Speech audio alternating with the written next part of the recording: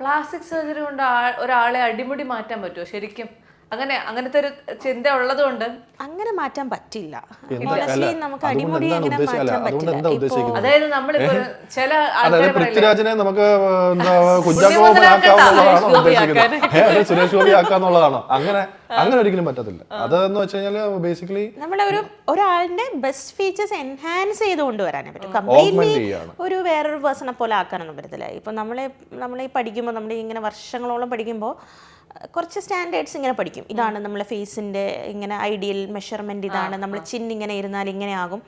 പക്ഷെ ഈ പറയുന്നത് പോലും ഇപ്പം ഒരാൾക്ക് സ്യൂട്ടാവുന്നത് മറ്റൊരാൾക്ക് സ്യൂട്ടാവണമെന്നില്ല.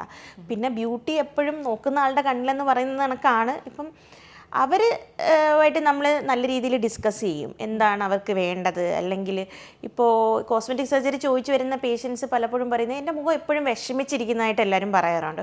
പക്ഷേ ഞാൻ വിഷമിച്ചല്ല ഇരിക്കുന്നത്, അല്ലെങ്കിൽ ഞാൻ എപ്പോഴും ആംഗ്രി ലുക്കിംഗ് ആയിട്ട് ഇരിക്കുന്നതായിട്ട് പറയാറുണ്ട്. പക്ഷേ ഞാൻ അങ്ങനെയല്ല. അപ്പം ഇങ്ങനെയുള്ള ചില കാര്യങ്ങളായിരിക്കും, ഫീച്ചേഴ്സ് ആണ് അവർ പറയുന്നത്. അപ്പം അത് നമുക്ക് മാറ്റി കൊടുക്കാൻ പറ്റും. പൊതുവായ വേറൊരു തെറ്റിദ്ധാരണയുണ്ട്, ഇപ്പം ലൈപ്പോസെക്ഷൻ ചെയ്ത് നമുക്ക് വെയിറ്റ് റെഡ്യൂസ് ചെയ്യാൻ പറ്റും.